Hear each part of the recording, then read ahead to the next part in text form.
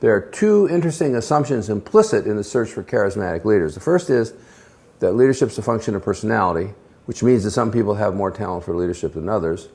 And that assumption is well documented. The second assumption is that people with charisma have more talent for leadership than people without charisma, and this assumption is just false. Charisma degrades leadership for three reasons. First, narcissists and psychopaths specialize in seduction and manipulation, and they are really charming and fascinating. Narcissists and psychopaths are charismatic, they are attractive, and the data on the performance of narcissistic leaders is perfectly clear. They ruin organizations. They make commitments they can't keep, they overextend resources, and they underestimate how difficult it's going to be to implement their grandiose visions.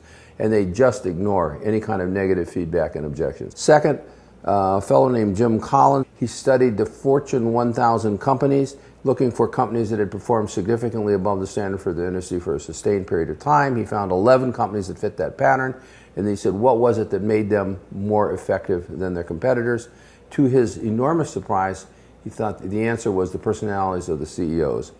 There were 11 of these guys, all 11 of them, when you walked in the room, you couldn't tell who the CEO was because they were self-effacing, they were quiet, they were reserved, they were even shy. But beneath the surface, they were fiercely ambitious, tremendously competitive, utterly tenacious, but modest and humble. Third, in contrast with charismatic leaders, humble leaders admit their mistakes, they're willing to listen to feedback, they're willing to solicit input from knowledgeable subordinates, and this creates an environment of continuous improvement. Humility can be defined in terms of three behavioral tendencies. First, trying to see oneself accurately and listening to feedback from others in order to see oneself accurately.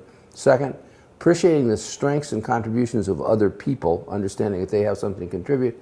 And then finally, being open to new ideas from other people, not just understanding that they're good, but being open to their ideas. It's important to remember that humility is only important when it's combined with real confidence.